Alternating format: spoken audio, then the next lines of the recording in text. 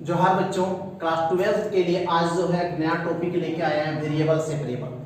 Generally ये lesson 9 NCERT आप अगर यदि बुक पढ़ रहे हैं तो लेसन 9 में मिल जाएगा वेरिएबल सेपरेबल। और एक्सरसाइज का बात करें तो एक्सरसाइज जो है वो 9.4 में आपको मिलेगा वेरिएबल सेपरेबल चर पृथकीकरण, ये आपको टॉपिक मिलेगा। तो जनरली आप समझ रहे हैं ये जो टॉपिक है पहले आप लोगों को ध्यान से सुनना है और जानना है। इस टॉपिक से एक क्वेश्चन आपका रहेगा, एक क्वेश्चन वो फिक्स है कि रहेगा। अगर आप 2021 का एग्जाम देना चाह रहे हैं तो ये क्वेश्चन तो मुख्य रूप से आपको देखना है और समझना है। वेरिएबल सेपरेबल में आपको जानना क्या है, चीज को जानिए। वेरिएबल सेपरेबल मतलब की है कि जो एक एक राशि सब है उसको एक एक तरफ करना है, मतलब कि समझना है y को एक तरफ और x को एक तरफ। बस इसी नियम को अगर आप फॉलो कर लेते हैं तो ये वेरिएबल सेपरेबल का जो सवाल है वो आसानी पूर्वक बना सकते हैं। x को एक तरफ और y को एक तरफ, x को एक तरफ, ऐसा अगर आप कर लेते हैं तो समझिए कि वो सवाल आपका आसानी पूर्वक बन जाएगा। तो बस स्टेप को देखिए, स्टेप स्टेप को समझिए और कोशिश कीजिए समझने के लिए। एक क्वेश्चन हम आप लोगों के बीच में ले रहे हैं, जनरली है कि अगर एनसीईआरटी बुक पढ़ रहे हैं तो आप एग्जाम्पल में सवाल आपको मिल जाएगा। तो क्या है सवाल, तो dy by dx equal to है x प्लस 1 और 2 माइनस y। तो सिंपल सा है, क्वेश्चन में आपको एक चीज लिखा रहेगा, ये कुछ नहीं ना वेरिएबल सेपरेबल लिखा रहेगा, नहीं डिफरेंशिएशन इक्वेशन ये लिखा रहेगा, कुछ भी नहीं, बस सिंपल सा है हल करें।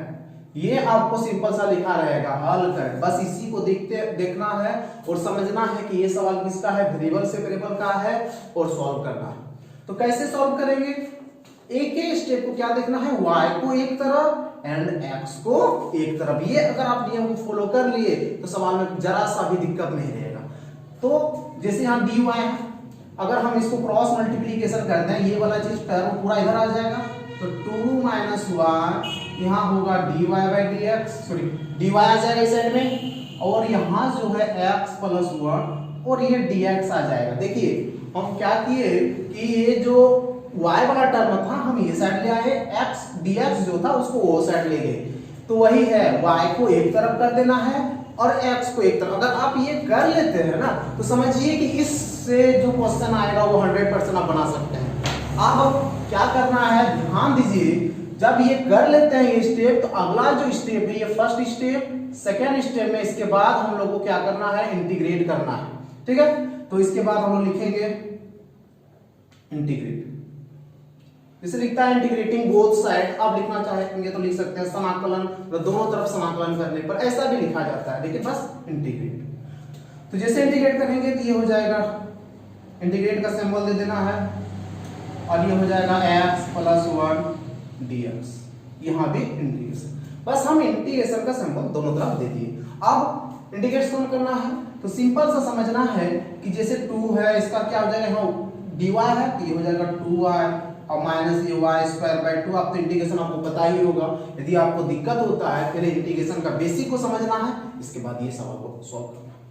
ये हो गया x square by 2 plus x और एक c, इंटीग्रेशन जो कांस्टेंट होता है वो आपको ले लेना है, हो गया।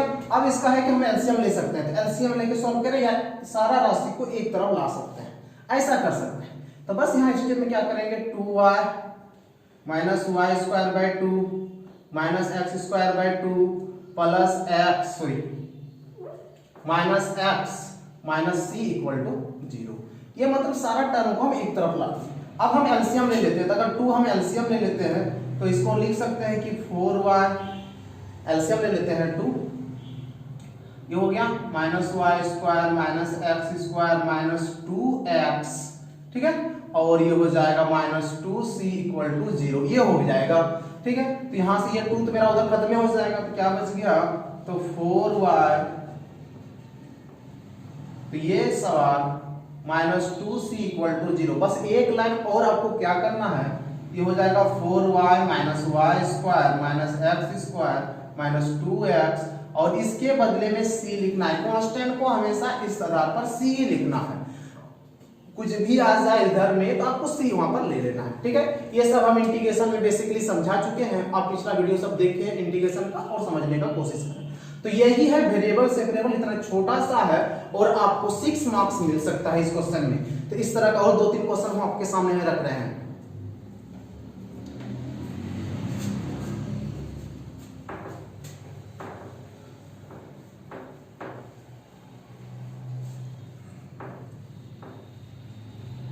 जनरली इस तरह आपके सामने ये सब सवाल रहेगा और आपको सॉल्व करना है। तो जैसे लिखा रहेगा हल करें, सॉल्व इट, सॉल्व करना है बस ये सवाल को। तो जैसे कि हम पहले लिख लेते हैं, क्या है मेरे पास dy by d x 1 plus y square और यहाँ है 1 प्लस एक्स स्क्वायर। ये इधर का अलग सवाल है, ये इस सब सवाल को हम सॉल्व करेंगे। पहला ये क्वेश्चन है मेरे पास। तो बस एक चीज हमको फॉलो करना है, वो क्या है कि y वाला को एक तरफ रखने का कोशिश करें और x वाला को एक तरफ। तो जैसे यहाँ dy यहाँ है ही, तो क्या करेंगे, ये जो y वाला टर्म है ये वाला इसके नीचे आ सकता है, तो वही करेंगे dy 1 प्लस वाई स्क्वायर, उसी तरह dx और 1 प्लस एक्स स्क्वायर। ये हो गया। तो देखना है कि यदि आप कर लिए y वाला एक तरफ हो गया, x वाला एक तरफ हो गया, अगर हो जाता है तब इसके बाद का जो स्टेप है वो क्या होता है, तो हम लोग इंटीग्रेट कर देंगे। हम जैसे बोले कि आप लिख सकते हैं integrating both side, on both side, या आप लिख सकते हैं या दोनों तरफ समाकलन करने पर आप ऐसा लिख सकते हैं।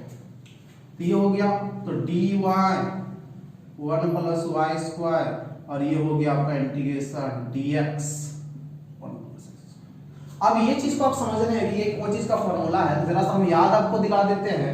ये है 1 बाय ए स्क्वायर एक्स स्क्वायर dx का फॉर्मूला होता है, इसका जनरली होता है 1 बाय ए tan इनवर्स x बाय ए, ये फॉर्मूला होता है।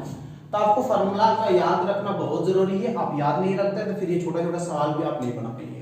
तो सब समस्या है ये सब चीजें। तो फॉर्मूला ये है, बस सेम टू सेम कंपेयर करना है। ये 1 स्क्वायर है तो उसी प्रकार 1 बाय ए, तो वही 1 बाय 1, कोई जरूरी है नहीं देना। इसका डायरेक्ट हम लिखेंगे tan इनवर्स y और ये हो जाएगा tan इनवर्स x और प्लस क्या c। तो बस इसको एक साइड कर देंगे, ये हो जाएगा tan inverse y minus tan inverse x equal to c।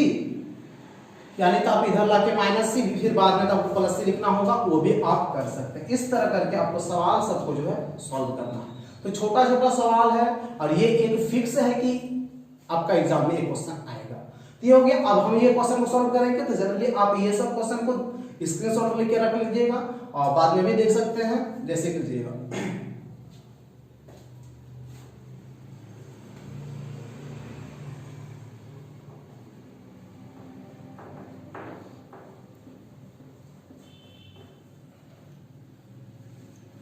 जैसे कि आपके सामने ये सब सवाल है, वही सेम टू सेम लिखा रहेगा, हल करें, सॉल्व।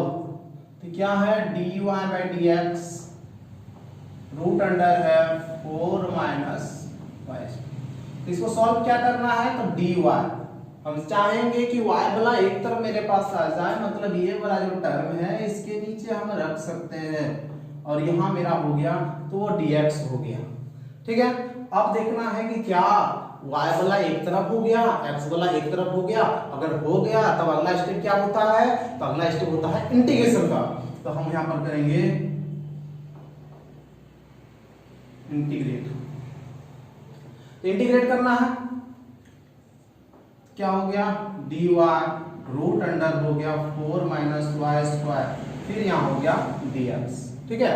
अब जनरली इसको 2 स्क्वायर लिख सकते हैं। तो एक स्टेप में हम लिख लेते हैं कि dy बाय ये 2 स्क्वायर माइनस वाई स्क्वायर और ये dx एक बार लिख लेते हैं ताकि समझने में इजी हो। इसका फॉर्मूला आप लोगों को याद होगा, इसका होता है साइन इनवर्स, जो फॉर्मूला है बाय 2 और यहाँ हो गया x और प्लस c। तो जनरली हम साइन इनवर्स को वो साइड भेज सकते हैं। तो जनरली इसको क्या लिखेंगे y बाय 2, इसको हम लिखेंगे साइन x प्लस c, ये हो जाएगा। तो अगला स्टेप में क्या होगा, तो y इक्वल टू हो जाएगा 2 साइन x प्लस, ये आंसर हो जाएगा।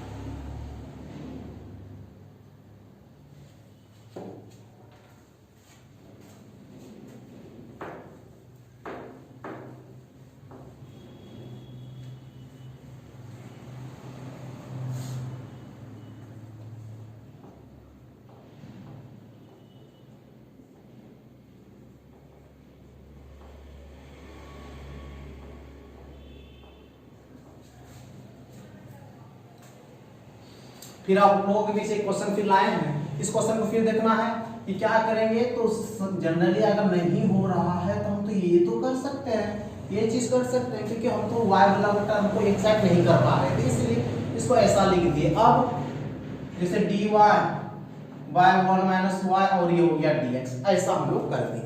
अब इसको सॉल्व करना है, तो हमने सॉल्व कैसे करेंगे, तो यहाँ पर वही चीज लिखते थे जो इंटीग्रेट लिख के इंटीग्रेशन का सिंबल दोनों तरफ दे देना है।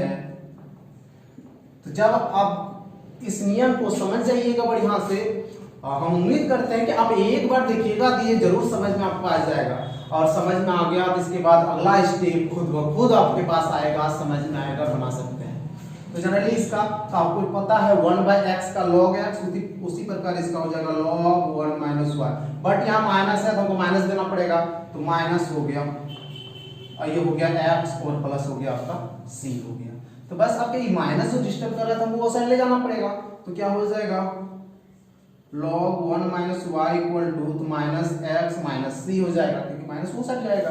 अब आपको पता है कि ई पर पावर मतलब log जो जाता है तो वो ई पर पावर हो जाता है, मतलब 1 माइनस वाई इक्वल टू ई पर माइनस एक्स माइनस सी, ये हो जाएगा।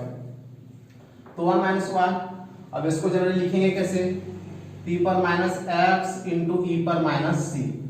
तो जैसे कि हम बताए अभी कि कांस्टेंट जो रहता है ना, तो कांस्टेंट को जनरली है क्या कि उसके बदले में एक c ही दिया जाता है, तो आप c दीजिए या a दीजिए, कोई दिक्कत नहीं, c भी दे सकते हैं या a भी दे सकते हैं।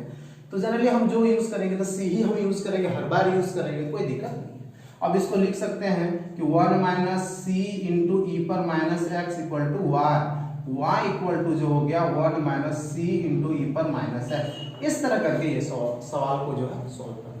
आशा करते हैं कि ये मेथड जो है वेरिएबल सेपरेबल आपको आसानी पूर्वक समझ में आया है।